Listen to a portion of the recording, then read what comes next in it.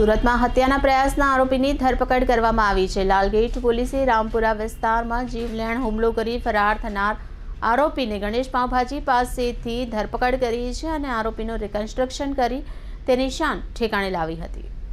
લાલગેટ પોલીસે હત્યાના પ્રયાસના આરોપમાં ફરાર થયેલા એક આરોપીની ધરપકડ કરી છે। આરોપી દ્વારા 15 દિવસ પહેલા રામપુરા વિસ્તારમાં નજીવી બાબત પર ફરિયાદી પક્ષ પર જીવલેણ હુમલો કરવામાં આવ્યો હતો। પોલીસના કહેવા પ્રમાણે સર્વેલન્સ ટીમને મળેલ ગુપ્ત માહિતીના આધારે આરોપી સમીર ઉર્ફે શાહરૂખને રામપુરાના ગણેશ પાવભાજી સ્થળ પાસેથી ઝડપીને ધરપકડ કરવામાં આવી હતી।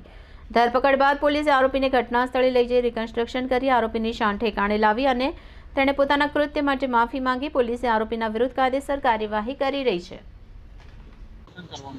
हाँ, હું PIRM ઠાકોર લાલગઢ સેકન્ડ ગઈ 5 તારીખે અહીંયા 300 મતલબ BNS 109 મુજબનો ગુનો બનેલો હતો।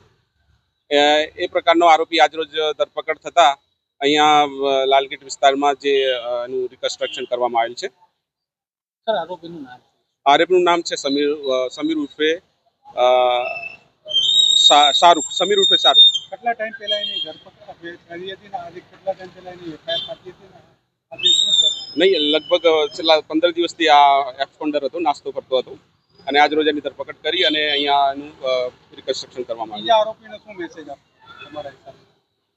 આરોપીઓ માટે તો જો અહીંયા જો પોલીસનું કામ કરશે, બરાબર છે, અને આવા ગંભીર પ્રકારના આરોપીઓને તો કોઈ પણ રીતે છોડવામાં આવશે નહીં, ચલાવી લેવામાં આવશે નહીં, બરાબર છે।